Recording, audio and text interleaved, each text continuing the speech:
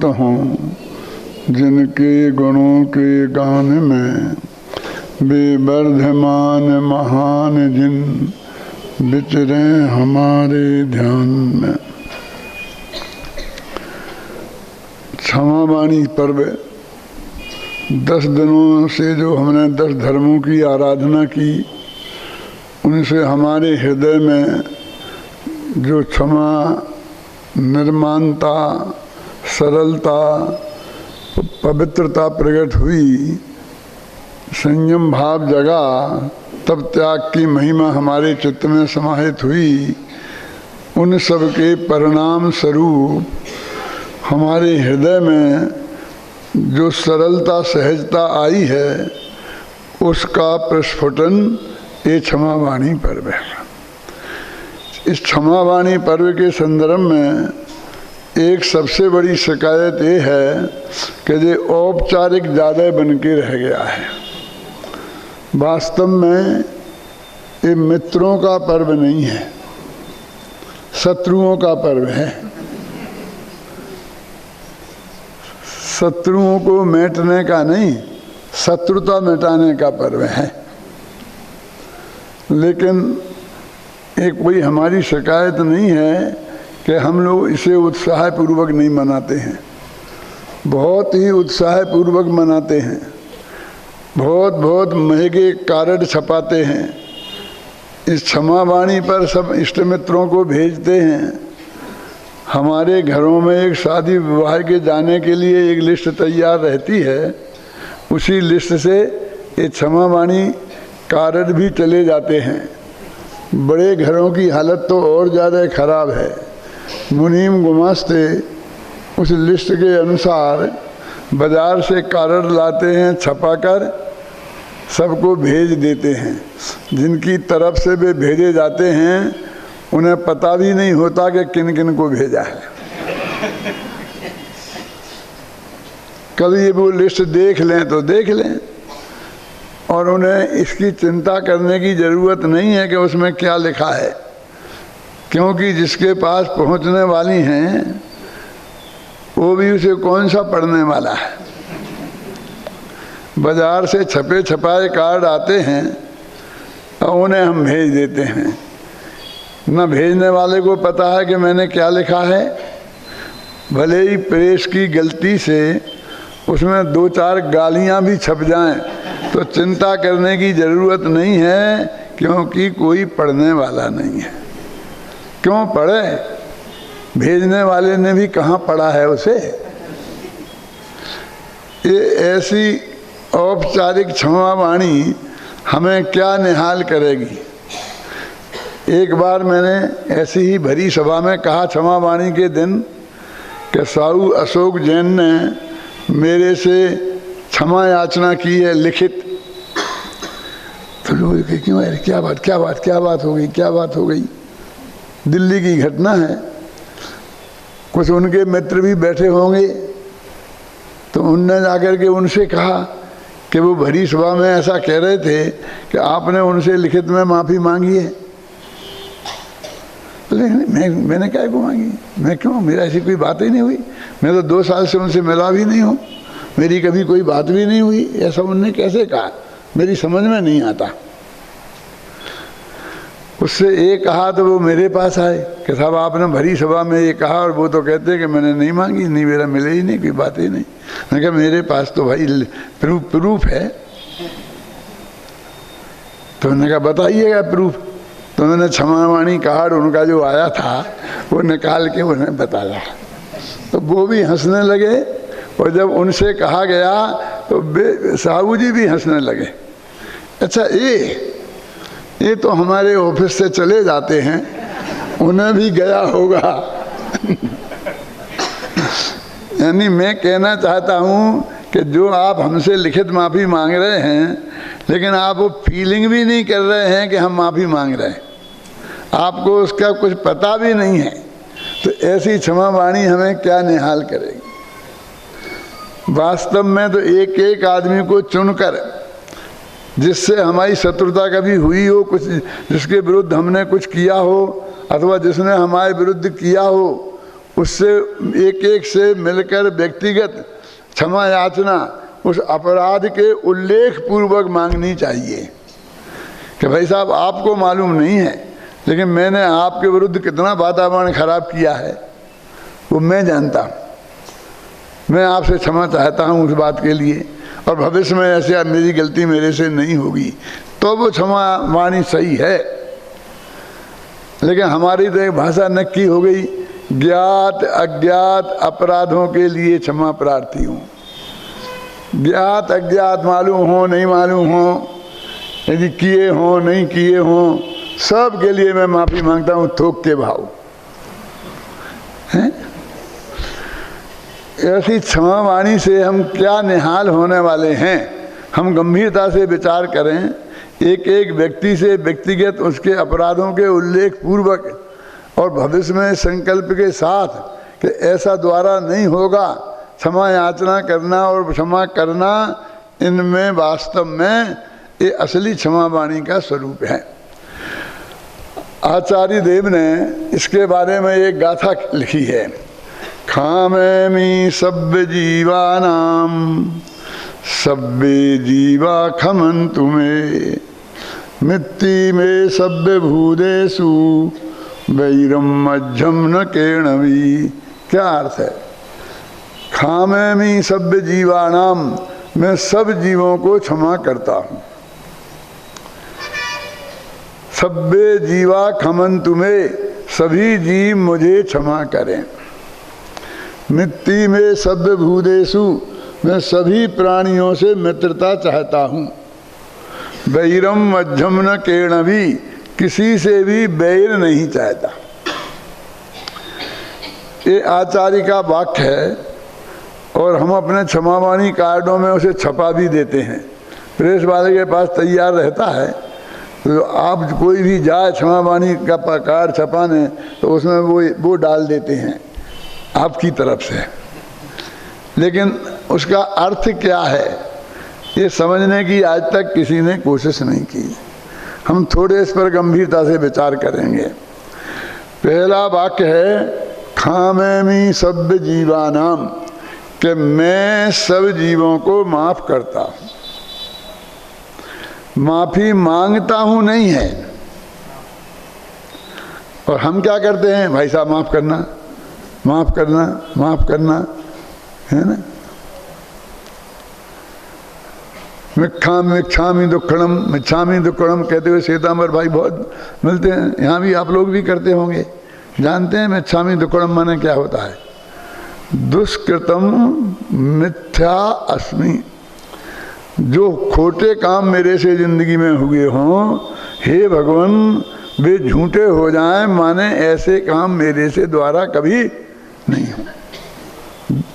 दुक्कड़म माने दुष्कृतम, मिथ्या अस्मि माने मिथ्या हो जाए, माने नहीं हो मेरे जीवन में। पता नहीं है, बस बोले जा रहे हैं हम प्राकृत भाषा में, समझ में है ना। तो आचार्य कहते हैं मैं सब जीवों को माफ करता हूँ।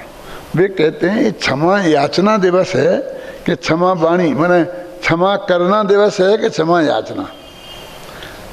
बोलो, क्षमा मांगने का दिन है कि क्षमा करने का दिन है, कि जहाँ तो हमने सोची नहीं थी। हम तो सब क्षमा मांगते ही हैं। और आचार्य देव तो कहते हैं कि मैं क्षमा करता हूँ। वो कहते हैं जब तक तुम क्षमा नहीं करो तब तक तुम्हें क्षमा मांगने का अधिकार नहीं है। पहले अपने मन को पवित्र करो। क्षमा करने का मतलब है क्रोध का त्याग करना, बैर का त्याग करना। मैं तुम्हारे विरुद्ध जो मैंने द्वेष पाल करके और ऐसी प्लानिंग कर रखी है कि आपका बुरा कैसे हो, उससे पहले विरक्त हो। पहले तुम जगत को ये आश्वासन दो कि मैं सबको क्षमा करता हूं। क्या अब मांगो कि तुम मुझे क्षमा करो। बिना दिए मांगने का क्या मतलब है? हैं? आपको बड़ा अटपटा लग रहा होगा कि कैसी बात करते हैं, कोई ने हमसे क्षमा मांगी ही नहीं और हम कह रहे क्षमा किया क्षमा किया।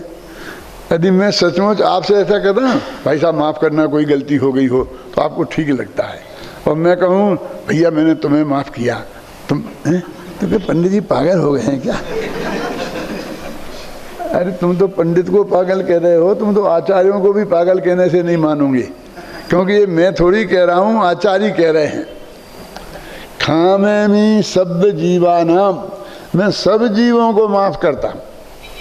पहले वो बोल रहे कि तुमसे किसने माफ़ी मांगी जो तुम माफ़ कर रहे हो?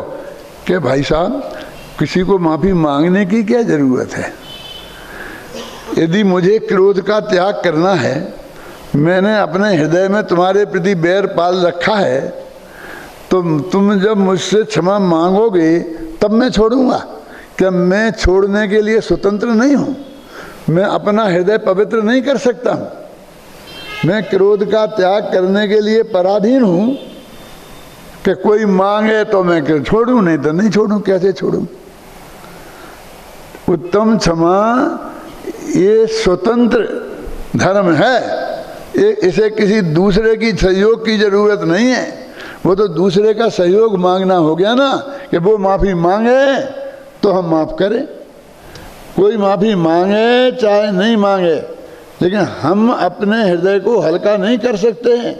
जो हमने इतनी प्लानिंग कर रखी है दूसरों के विरुद्ध, उस सारी प्लानिंग को छोड़कर थोड़ी शांति हम प्राप्त नहीं कर सकते, कर नहीं सकते, करना चाहिए।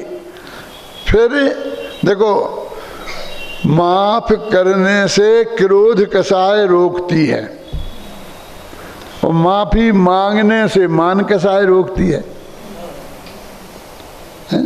इसलिए क्रोध पहली कसाय है और मान दूसरी कसाय है। तो पहली कसाय छोड़ेंगे दूसरी। क्रोध और मान में क्या अंतर है वो मैंने उत्तम क्षमा और मार्दव धर्म के दिन विस्तार से बताया था, अभी नहीं करूंगा बात।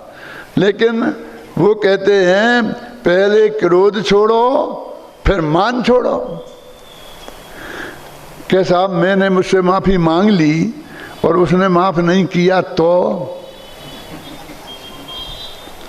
अरे तूने माफ़ी मांग करके अपनी मान कसाय का त्याग करने की घोषणा की। यदि वो अपनी क्रोध कसाय नहीं त्यागना चाहता तो तेरे बाप का क्या बिगड़ता? दो भाई आपस में बहुत झगड़ा था, बड़े घर के बेटे थे, सारी समाज पे उनका कब्जा था। तो उन दो भाइयों में झगड़ा हुआ तो सारी समाज दो हिस्सों में बट गई। रुपया पैसे और मकान जायदाद के साथ साथ आधे इनके तरफ हो गए, आधे उनके तरफ हो गए, और समाज में पार्टीवादी झगड़ा झगड़ा झगड़ा झगड़ा, सारी समाज परेशान हो गई। तो उनने आपस में विचार किया समाज के कुछ लोगों ने कि भाई साहब इन दोनों का समझौता करा दो, किसी तरह इनकी क्षमा वाणी संपन्न करा दो, इनका वैर विरोध मिट जाए तो सारी समाज का झगड़ा खत्म हो जाए। तो छोटे भाई के पास गए कि भाई साहब वो आपके बड़े भाई हैं, थोड़ा डांट दिया तो क्या फर्क पड़ता है? आप उनसे क्षमा, सारी दुनिया से क्षमा मांगते हो, तो उनसे क्षमा मांगने में तुम्हें क्या तकलीफ है? नहीं, मैं किसी हालत में नहीं मांगूंगा, गलती उसने की है वो मांगे। फिर वो बड़े भाई हैं, ऐसा थोड़ी अच्छा लगता है। अच्छा यही लगता है कि तुम उनसे माफ़ी मांगो। तो बहुत मुश्किल से उसे तैयार किया कि देखो तुम नहीं मांगोगे तो हम सब तुम्हारा साथ छोड़ देंगे। धमकी दी। क्यों? तब वो मुश्किल से थोड़े राजी हुए। तो वो बोले कि देखो तुम उनसे पूछ के आओ कि मैं क्षमा मांगूंगा तो वे क्षमा कर देंगे कि नहीं। क्योंकि यदि मैंने क्षमा मांगी और उनने क्षमा नहीं किया तो और बुरा हो जाएगा, फिर मेरे से बुरा कोई नहीं समझना। मैंने कहा वैसे भी तुमसे बुरा कौन है? हैं? चलो इतना तो सफलता मिली कि ये माफ़ी मांगने को तैयार है, बशर्ते वो माफ़ करने को तैयार हो। हम बड़े भाई साहब के पास पहुँचे, सब पंच मिल के कि भाई साहब आपका बच्चा जैसा है, छोटा भाई है, ऐसी गलतियाँ मलतियाँ हो ही जाती हैं, आप बड़े हो, क्षमा बड़े को चाहिए हैं, इसलिए आप तो उसे माफ़ करना। अच्छा, उसकी तरफ से तुम लोग माफ़ी मांगने आए हो, उसे नहीं मिली फुर्सत। नहीं, वो ही आपसे माफ़ी मांगने आएंगे, आपसे माफ़ी मांगेंगे। हम तो ये पूछने आए हैं कि भाई माफ़ी मांगेंगे तो तुम माफ़ कर दोगे कि नहीं? अच्छा, तुम पहले से नक्की करना चाहते हो। उसे आने दो, माफ़ी मांगने दो, फिर हम सोचेंगे। ये कर देंगे नहीं, ये फिर सोचेंगे। हम ये सोचेंगे। उनके पास गए, हाँ साहब वे तैयार हैं। कि क्या कहा उनने कहा वो माफ़ी मांगने आएगा तो फिर हम सोचेंगे। कि सोचेंगे नहीं चलेगा, पहले पक्का करना पड़ेगा कि उन्हें माफ़ करना ही पड़ेगा। पहले ये नक्की करके आओ तब मेरे पास आना है। उनके पास गए, साहब आप तैयार ही हो, और बाद में ही सोच, थोड़ा पहले ही सोच लो, हैं? थोड़ा पहले सोच लो, हम उन्हें आश्वासन दे सकें कि वे माफ़ी मांगेंगे तो आप ज़रूर माफ़ कर देंगे। तो उन्होंने कहा ठीक है, कर दूंगा, लेकिन उसे लिखित माफ़ी मांगनी पड़ेगी। तीसरी शर्त लगा दी। हमने कहा ठीक है, जब माफ़ी मांगने को तैयार ही हैं तो लिखित के मौखिक में क्या फ़र्क पड़ता है? जब पंचों के सामने मौखिक माफ़ी मांगने को तैयार हैं तो लिखित में फिर और किसको बताएगा? अखबार में तो छपाएगा नहीं, क्यों? तो चलो, तो उनसे कही, समझ में आया ना कि मैं लिखित माफ़ी मांगने के लिए, तो बोले मैं लिखित तो नहीं मांगूँ। बहुत किसी तरह से समझाया कि मामला पार हो जाएगा, आप लिखित मांग लो। तो उन्होंने कहा अच्छा क्या लिखवाना चाहते हो, बोलो। तो उन्होंने लिख दी कि भाई मैंने गलती हुई से माफ़ कर दो। तो ऐसे लिखा करके ला के दे, भाई बड़े भाई साहब के पास लेके पहुँचे। बोले अच्छा क्या लिखा था? कि वैसे तो मैंने कोई गलती की नहीं है, लेकिन ये पंच लोग नहीं मानते हैं, इसलिए मैं माफ़ी मांगने को तैयार हूँ, बशर्ते आप माफ़ करने को तैयार हों तो। उसे पढ़ करके बड़े भाई को इतना गुस्सा आया कि उस कागज़ के 25 टुकड़े करके फेंक दिए। वो कहा ऐसा ये और वो क्या करे। तो फिर नक्की हुआ कि कोई ऐसा मैटर बनाओ कि सांप भी न मरे और लाठी भी न टूटे। क्यों? तो भाषा के पंडितों को बुलाया। क्यों? होशियार से होशियार लोग थे, एक कत्तु को बुलाया, समझ लो। और कुछ ऐसे होशियार पंडित होते हैं, इतनी बढ़िया भाषा लिखना जानते हैं कि क्षमा मांगने वाले को ये लगे कि मैंने तो क्षमा मांगी ही नहीं, और जिसको ले उसे ऐसा लगे कि इसने क्षमा मांग ली। ऐसी भाषा बनाओ, गोलम गोल गोलम गोल गोलम गोल, कि कहीं पता ही नहीं चले क्या कहना चाहता है। क्यों? तो भाषा के पंडितों ने एक बढ़िया वो बनाया, और बना करके किसी तरह दोनों को समझा दिया कि भाई, छोटे भाई को समझा दिया कि इसमें माफ़ी मांगी कहाँ है? अपन ने तो ये लिखा, उससे कह दिया माफ़ी मांग ली ना लिखित, और दोनों को राजी कर लिया। तो कहा कि ये माफ़ी मांगने लेने देने का जो कार्यक्रम है वो होगा कहाँ? छोटे भाई के घर के बड़े भाई के घर। तो दोनों बोले मैं तो मर जाऊं लेकिन उसके घर तो जाऊं ही नहीं। ऐसी क्षमा वाणी होगी कि जिसके साथ में ये प्रतिज्ञा होगी कि एक दूसरे के घर नहीं जाएंगे। क्यों? फिर तीसरे पंडित ने कहा कि अपने मंदिर का काम है, महावीर भवन किस काम आएगा? एक कार्यक्रम अपन महावीर भवन में संपन्न कर लें। तो महावीर भवन में तय हो गया। मेरे कहने का मतलब ये है कि इस तरह से यदि कोई माफ़ी मांगना और लेना देना भी हो गया तो वो माफ़ी कितने दिन काम आएगी, कितने दिन चलेगी? चलने का सवाल कहाँ है, अंदर में माफ़ी हुई कहाँ है? आप समझ गए ना? कहने का मतलब है कि शुद्ध हृदय से, बिना किसी के, अपनी प्रेरणा से हम जाकर के और माफ़ी मांगें और सामने वाला छाती से लगाए। असली क्षमा वाणी तो ऐसी होनी चाहिए ना। मैं आज से करीब 45 वर्ष पहले मैं अजमेर में पर्यूषण में गया था और मैंने क्षमा वाणी के दिन व्याख्यान दिया। मेरे 50 साल के व्याख्यान सुन लेना, बिल्कुल एक से ही मिलेंगे। अगली साल चाहो तो कैसेट बजा लेना। एक भाई थे, तो उनके अंदर में इतना गहरा असर हुआ कि उनको रात के सुबह 4 बजे से नींद नहीं आई, उठ गई और वो बोले कि उनकी समधियों में आपस में बोलचाल बंद थी। समधी समझते हैं? एक लड़का का पिता एक लड़की का पिता जो होते हैं ना, उनके समधी बोलते हैं ना, समान बुद्धि वाले, उनमें बोलचाल बंद थी। तो उन्हें नाम बता सकता हूँ, उनका नाम गुलाबचंद सौगानी था, घबराना नहीं। उनके मन में ये आया कि या पंडित जी ने बहुत बढ़िया बात बताई, अब कब तक चलाएंगे हम ये? अभी मैं तो चलो जाता हूँ और उनके घर सबसे पहले उन्हें जगाऊंगा और उनसे माफ़ी मांगूंगा।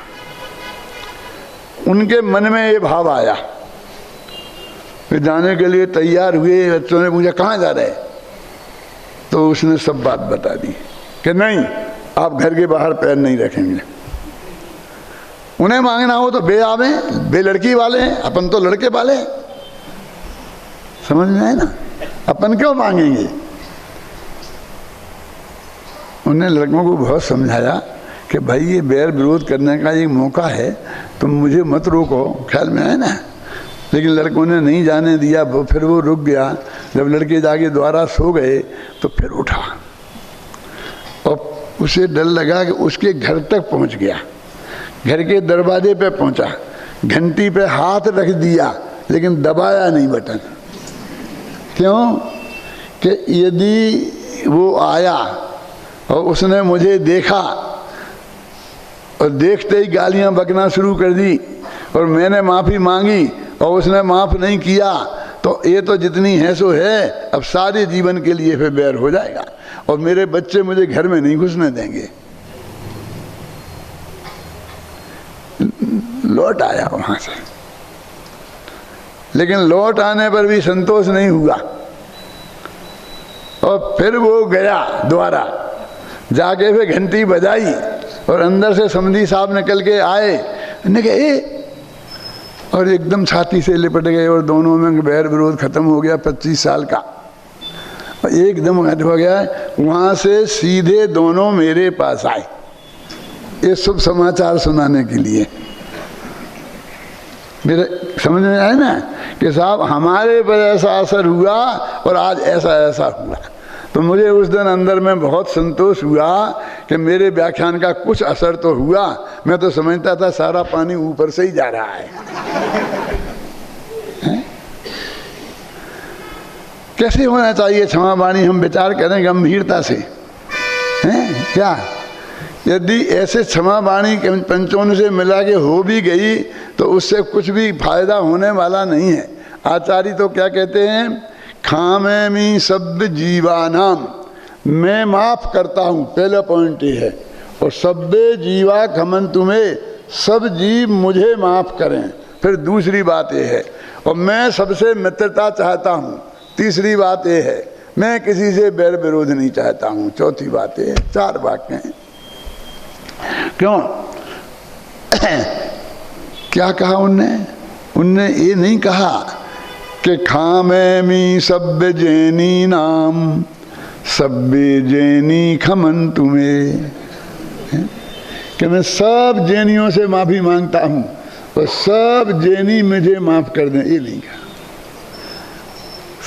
खामेमी सभ्य मंजा नाम, सभ्य मनुजा खमन तुम्हें, ये भी नहीं कहा कि मैं सब मनुष्यों से माफी मांगता हूं। क्यों? और सब मनुष्यों को माफ करता हूं। क्या कहा? खामेमी सभ्य जीवानाम, सभ्य जीवा खमन तुम्हें, मैं सब जीवों को माफ करता हूं और सब जीव मुझे माफ करें। कितना विशाल हृदय है। हमारी तो समझ में ही नहीं आई। हम तो अपने माफी से, भाई से और समधी से माफी मांगने में इतना विचार करते हैं। और आचार्य देव कितनी विशालता से, सभ्य जीवा नाम का अर्थ क्या होता है भाई साहब? 1 इंद्रिय से, 2 इंद्रिय से, 3 इंद्रिय से, 4 इंद्रिय से, 5 इंद्रिय से, क्यों है ना? तो इनने माफी मांगी होगी आचार्य कुंद देव से। 1 इंद्री 2 इंद्री नवोदिया जीव आए होंगे, आलू के जीव आए होंगे, महाराज हम हाथ जोड़ते हैं, आपने बहुत अच्छी कृपा करी कि हमें नहीं खाया। क्यों? कोई उनसे कोई माफी मांगने तो नहीं आया होगा, फिर भी वे माफ कर रहे, तो तुम क्यों अपेक्षा करते हो कि कोई मेरे से माफी मांगे तब मैं माफ करूं?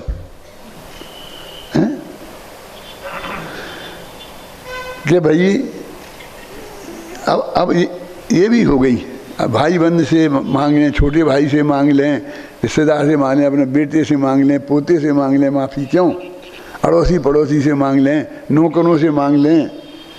अब तो तुम कहते कीड़ों मकोड़ों से भी मांग लें। तुम कहाँ तक गिराओगे हमें? हैं? क्या कहना चाहते हो कि हम मक्खी मच्छर से भी माफ़ी मांगे? तुम्हारी क्या कह रहे हैं, हम तो कह रहे आचार्य ने मांगी है। क्यों? हमने पहले कहा कि मैं सब जीवों को माफ करता हूं, खामेमि सभ्य जीवानाम, सब जीवों को माफ करता हूं। क्या मतलब? कि हमने उनके साथ, तुम रोजाना बोलती हो झाड़ू ले जांगा बुहारी, चिट्टिया दे के जीवे बेदारी, जल छाने जीवानी कीनी, सो भूपुने डारे जो दीनी, इत्यादि के पापे अनंता, हमें कीने श्री भगवंता। तो आप भी तो मांग रहे माफी। उनसे मैंने उनके प्रति अपराध किया, तो हमने इन जीवों के प्रति कितने अपराध किए तुम्हें कल्पना है? किस पंडित को है अभी हमसे मक्खी मच्छर से माफी मंगवाएगा? द्वारा मत बनाना रामन्ना भाई। क्या मैं पूछता हूं, आपने इनके विरुद्ध कम पाप किए हैं? एक मच्छर ने आपको काटा, खून पी लिया, कितना पिया होगा? 1 बूंद पिया होगा। 1 बूंद में उतना पेट में जगह कहाँ बिता देंगे? कितना छोटा सा मच्छर, पाव बूंद भी खून नहीं पिया होगा, समझे ना? और हमें उसने काटा और हमने फट ऐसा किया, अपना खून निकाल लिया और उसका भी निकाल लिया। ये ककड़ी के चोर को कटार मारना नहीं है मृत्यु की सजा? इतना सा खून पीने के लिए लोग कहते हैं बनिया सबका खून पीते हैं, तो तुम्हें कितनी सजा मिलेगी? हैं? बोलो आप। इतनी सजा इतने छोटे से अपराध की। यदि भाग्य से हम घर के मुखिया हुए तो कहा भाई कल डीडीटी वाले को बुलाओ और वो अपने घर में छिड़कवा दो, मच्छर बहुत हो गए हैं, सब बीमार पड़ जाएंगे। तो हम सारे घर में डीडीटी छिड़का देते हैं। तो एक मच्छर ने हमें थोड़ा सा खून पिया था हमारा, उससे हमारा कुछ नहीं बिगड़ा। इतना खून तो अपन दान में दे देते हैं, वो जांच करने वाले ले जाते हैं ना इतना निकाल निकाल के। हैं? मेरा तो न मालूम कितनी शीशियां निकालनी उनने।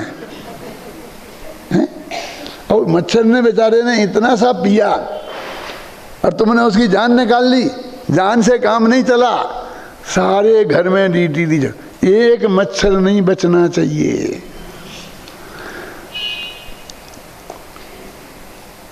राम ने लक्ष्मण से कहा, पंपा समुद्र के किनारे खड़े थे, पश्य लक्ष्मण पंपायाम, हे लक्ष्मण पंपा नामक तालाब में देखो, ये बगुला कितना ध्यान लगा रहा है, इतना बढ़िया ध्यान लगाया है, बिल्कुल पत्थर की मूर्ति जैसा बना बैठा, उपल खाद खुजाबते ऐसा झपक का मार के मछली मारने के लिए। पंप पश्य लक्ष्मण पंपायाम, कि लक्ष्मण देखो पंपा नाम के तालाब में बगुला कितना बढ़िया ध्यान कर रहा है। तो वहां से एक मछली बोली। क्या बोली? बकहा किमें स्तूयते रामा एना हम निष्कुली करता। हे राम, बगुले की क्या प्रशंसा करते हो? तुम्हें क्या पता, इसने हमारे कुल के कुल साफ कर दिए। बकहा किम स्तूयते रामा एना हम निष्कुली करता। जिसने हमारे कुल के कुल साफ कर दिए। पड़ोसी ही पड़ोसी की हालत जानता है, तुम क्या जानोगे ये बगुला कैसा ध्यान कर रहा है? क्या वो मछली राम को समझा रही? राम ने दुनिया को समझाया होगा। क्यों? एक दफा मैंने सीता से राम को समझवाया था पश्चाताप में। बोलो, ये पंक्ति याद है? नहीं है? कि जब वो कहते हैं उस दिन की याद मुझे आती जब मैं सीता को समझाता। जब मैं सीता को समझाता उस दिन की याद मुझे आती, पर आज हो गया है उल्टा, रे सीता मुझको समझाती। अब सीता मुझे समझा रही है कि रो मत, अब हम जा रहे तो जा रहे। क्या ये पंक्तियां लिखी? क्या उस दिन की याद मुझे आती जब सीता मुझको समझाती। क्या समझ में आई ना? अब आज हो गया है उल्टा, है सीता है मुझको समझाती। समझ में आया ना? तो ऐसा ही कहते हैं, राम तुम क्या जानो कि ये बगुला कैसा है जिसने हमारे कुल के कुल साफ कर दिए, इसलिए ज्यादा प्रशंसा मत करो। ख्याल में? तो ये हमने उस मच्छर ने क्या गलती की थी कि हमारा इतना सा खून पिया था, बदले में हमने उसे मारा। फिर उसमें संतोष नहीं हुआ तो सारे घर में DDT छिड़काई। एक जिंदा नहीं रहना चाहिए। वो DDT से अकेले मच्छर नहीं मरेंगे, क्रिकोच भी मरेंगे, और भी कीड़े मकोड़े होंगे जो तुम्हें कोई तकलीफ नहीं पहुंचाते हैं, वे सब मरेंगे कि नहीं मरेंगे? यदि भाग्य से तुम म्युनिसिपैलिटी के अध्यक्ष हो गए तो, अभी तो घर के अध्यक्ष थे, और म्युनिसिपैलिटी के अध्यक्ष हो गए तो पूरे बेलगांव में DDT छिड़कवा दोगे। एक मच्छर नहीं बचना चाहिए पूरे बेलगांव में। और ऐसा बोर्ड लगाओगे, एक मच्छर को जो लाएगा, एक मरीज बताओगे उसका, मच्छर के कांटे का मरीज होता ना, क्या बोलते बीमारी, तो 1000 रुपये का इनाम। मलेरिया होगी तो 1000 रुपये का इनाम दिया जाएगा। समझ लो, एक मच्छर ने तुम्हें क्या काटा। और यदि तुम भाग्य से पूरे कर्नाटक के मुख्यमंत्री होते तो फिर क्या करते?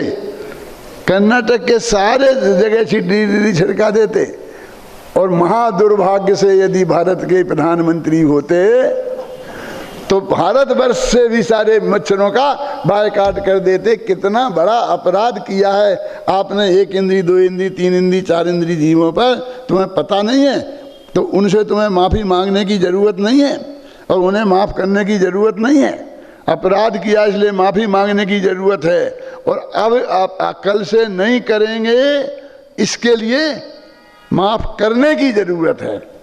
तो क्या करने पे मच्छर काटेंगे? तो क्या करने पे मच्छर काटेंगे? तो महाराज से पूछो, वे जंगल में रहते हैं, कितने जीव जंतु होते हैं, उनने क्या किया?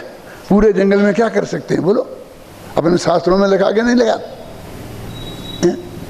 और बहुत ही तुम्हें नहीं पड़ती है चैन तो तुम अपने पलंग पे मच्छरदानी लगा लो ना। उस सारी दुनिया के मच्छरों को मारने की बजाय अपने पलंग पे मच्छरदानी लगा लेना समझदारी है ना। क्यों? राजा साहब बाजार में जाते थे तो पैर गंदे हो जाते थे, धूल बहुत थी। तो राजा साहब ने पूछा, मंत्रियों से पूछा कि क्या किया जाए, क्या किया जाए? कि साहब पूरे शहर को चमड़े से मड़वा दिया जाए तो फिर धूल की एक कण भी नहीं रहेगी। क्या किया जाए? सारे शहर को चमड़े से मड़वा दिया जाए, फिर आप चलेंगे तो बिल्कुल धूल नहीं लगेगी आपके पैरों में। कोई मेरे जैसा आदमी था कि राजा साहब को जूते पहना दो ना, राजा साहब का पैर मड़ दो चमड़े से, शहर को चमड़े से मत मड़ाओ। तुम अपना पलंग पे मच्छरदानी लगा लो। क्यों? कभी तुमने सोचा? खामेमी सभ्य जीवा नाम सभ्य जीवा खमन तुम्हें, सारे जीवों के विरुद्ध मैंने कितने कितने पाप किए हैं। उन पापों की क्षमा उनसे मांगने की जरूरत है कि नहीं? और भविष्य में ऐसा हिंसक काम हम नहीं करेंगे, ये संकल्प लेने की जरूरत है कि नहीं? इस संकल्प का नाम है कि मैंने सब जीवों को माफ किया। अरे माफ ऐसा कहने से कुछ नहीं, माने उसका क्रियान्वय रूप हमारे सामने आना चाहिए ना। हैं? उनने लिखा सब जीवों की बात करते हैं वो, देखो हमारा दिमाग ही नहीं जाता होता है। पढ़ते तो ऐसा है, खामेमी सभ्य जीवा नाम सभ्य जीवा खमंतु, अर्थ ऐसा करते हैं भाई भाई से माफी मांग लेना चाहिए, पड़ोसी से झगड़ना नहीं चाहिए। बस हमारा भाई भाई और पड़ोसी से आगे माथा ही नहीं चलता कि और भी बहुत से जीव हैं जिनके प्रति हमने कितने कितने अपराध किए हैं, ख्याल में आई ना। फिर क्या है, सारे जीव मुझे माफ करें और मिट्टी, मैं सबसे मित्रता चाहता हूँ, तो इसी को मित्रता कहते होंगे कि तुमने उनको मरवा दिया, दीदी छिड़कवा दी, ऐसी मित्रता पालोगे? क्यों? तो ये सब जीवों को माफ करने की बात है भाई साहब। अपना जो जैन धर्म की विशालता है वो अकेले मनुष्यों तक सीमित नहीं है, अकेले जैनियों तक सीमित नहीं है, सभ्य जीवा खमन तुम्हें, वहां तक की बात है। इसे हम गहराई से विचार करें। भगवान महावीर का 25वां निर्वाण वर्ष था, तो दिगंबर श्वेतांबरों की मिलकर के एक कमेटी बनी थी, फिर एक दिगंबरों की अलग बनी थी। साहू शांति प्रसाद जी उसके अध्यक्ष थे। तो उनने एक चित्र प्रतियोगिता रखी थी क्षमावाणी पर। ये क्षमावाणी के संदर्भ में जो लोग चित्र बना के लाएंगे सारे देश से, और वहाँ यहाँ पर जो लाएंगे देख के जिसका चित्र पुरस्कृत होगा उसे 25,000 रुपये का इनाम दिया जाएगा। उस वक्त 25,000 रुपया आज 25 लाख के बराबर होते थे। और वो जयपुर के रामलीला मैदान में वो पुरस्कार देने की सभा हुई। साहू जी भी आए, उनके सब मैनेजर लोग आए, हम लोग भी थे, सब थे। वहाँ एक चित्र पुरस्कृत हुआ क्षमावाणी पर। कौन सा चित्र पुरस्कृत हुआ? कि वो है ना शिशुपाल, शिशुपाल का नाम सुना? राजा शिशुपाल, चंदेरी का राजा शिशुपाल था। वो उनकी बुआ का लड़का था श्री कृष्ण की। तो उनके 100 अपराध उन्होंने माफ कर दिए थे। क्यों? क्योंकि बुआ ने उससे वचन लिया था कि मेरा बेटा बहुत उपद्रवी है और तू इसे मार डालेगा, तू मुझे वचन दे कि तू इसे मारेगा नहीं। तो श्री कृष्ण ने कहा कि 100 गलतियां तो मैं माफ कर दूंगा, लेकिन फिर गलती करेगा तो मैं नहीं छोड़ूंगा। तो उसने 100 गलतियां गिनते गए वो जैसी भी की होंगी, और फिर 101 में आई, उसके पहले गला काट दिया। ये चित्र बनाया था कि श्री कृष्ण उसका गला काट रहे हैं, वो उसका धड़ अलग गिर गया, यहाँ अलग गड़ा था, और 100 गलतियां माफी। वो उस नमीचंद जैन उनके मैनेजर थे, तो वो समझा रहे थे कि ये चित्र पुरस्कृत क्यों हुआ क्षमावाणी पर। क्योंकि क्षमा वीरस्य भूषणम, क्षमा वीरों का भूषण है। यदि 101 बार 100 बार गलतियां माफ करने के बाद भी वो नहीं माना और फिर भी नहीं मारते तो वो कायर कहलाते, वीर नहीं कहलाते, समझे ना। तो 100 बार माफ किया इसलिए क्षमा में टॉप कर गए, और फिर गला काट दिया तो वीरता में टॉप कर गए, समझ गए ना। क्षमा वीर से भूषण दोनों चीजें हो गई, वे वीर भी हो गए और क्षमा भी जारी हो गए। भाग्य से मेरा भी व्याख्यान था उस सभा में, उन्हीं के बाद में। क्या हुआ होगा तुम सोच लो। मुझे तो यहाँ बताने में भी संकोच लग रहा है, हालांकि मैं जानता हूँ ये टीवी पे जाने वाला है, सब जगह जाएगा, उनके परिवार वाले सुनेंगे। मैं पहली दफ़े थोड़ी बोल रहा हूँ, 100वीं दफ़े बोल रहा हूँ, आप कई दफ़े पहुँच गई, चिंता मत करो। मैं तो तभी उसी सभा में बोला था। क्या बोला था? मैंने बोला भाई साहब गजब हो गया कि एक हत्यारा उत्तम क्षमा की प्रतियोगिता में जीत गया है? क्यों? हम इस लोभ में कि हम कायर ना कहे जाने लग जाएं। आजकल हमारे जैन धर्म में भी ऐसे विद्वान हो गए हैं पैदा कि हम कायर नहीं कहलाएं, इसलिए हम ये करके बता देंगे, हम ये करके बता देंगे। वे समझते क्या है, हम तो ईंट का जवाब पत्थर से देना जानते हैं। क्यों? अरे भाई, मैं पूछता हूँ कि वो मुनिराज जिनके गले में मरा सांप शणिक ने डाल दिया था, वो क्या उत्कृष्ट उदाहरण नहीं था क्षमा का? कि जब वो आया राजा शणिक और उसकी पत्नी चेलना, और जब वो उनको उपसर्ग दूर हुआ तो उनने दोनों को एक सा आशीर्वाद दिया, धर्म वृद्धि। डालने वाले से द्वेष नहीं किया और बचाने वाली से राग नहीं किया। ये उत्तम क्षमा का उत्कृष्ट उदाहरण नहीं हो सकता था? पार्श्वनाथ भगवान नहीं हो सकते थे कि कमठ ने उपसर्ग किया और धर्मेंद्र ने रक्षा की? मैं धर्मेंद्र बोल रहा हूँ, जरा समझ के बोलना। पद्मावती ने की, धर्मेंद्र ने की। ये पद्मावतियों से पूछता हूँ मैं। अरे धर्मेंद्र ने की थी तो पद्मावती तो साथ में होगी उसकी पत्नी थी तो साथ में रहती ही है। रक्षा की धर्मेंद्र ने, समझे? तो वो रक्षा की, लेकिन पार्श्वनाथ ने ना कमठ से खुश हुए और ना धर्मेंद्र पे खुश हुए, ना कमठ से नाराज हुए। कमठे धर्मेंद्रे च सूचितम कर्म कुर्वती प्रभुस्तुल्या मनोवृत्ति पार्थनाथा नमोस्तुते। श्वेतांबर ग्रंथों का एक छंद है ये।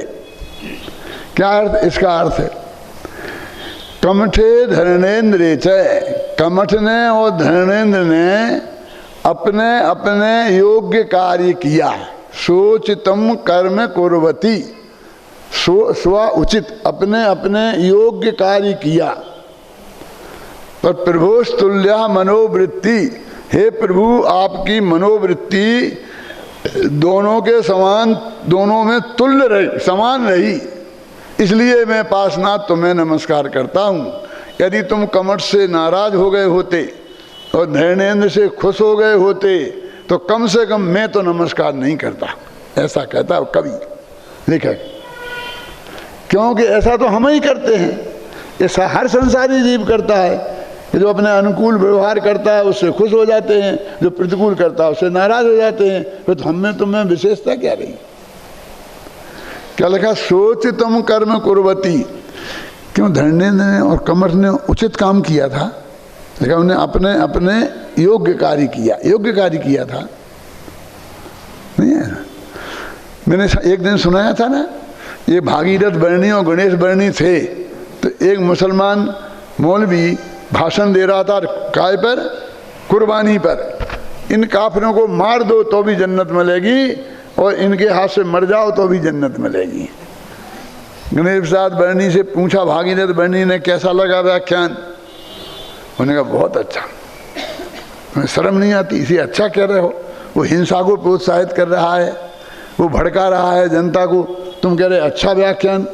तो बोले तीव्र मिथ्यात्व के उदय में इससे अच्छा और क्या व्याख्यान होगा?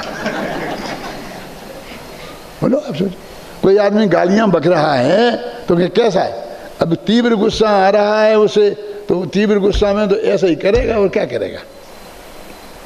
तो उनने ना अब कमठ को तो बैर था, तो बैरी तो ऐसा ही करते। और धर्मेंद्र को भक्ति थी तो भक्ति वाले तो ऐसा ही काम करते हैं। तो सोचितम कर्म कुर्वती का अर्थ समझ में आया? कमठे धर्मेंद्रे च सोचितम कर्म कुर्वती प्रभुस्तुल्य मनोवृत्ति।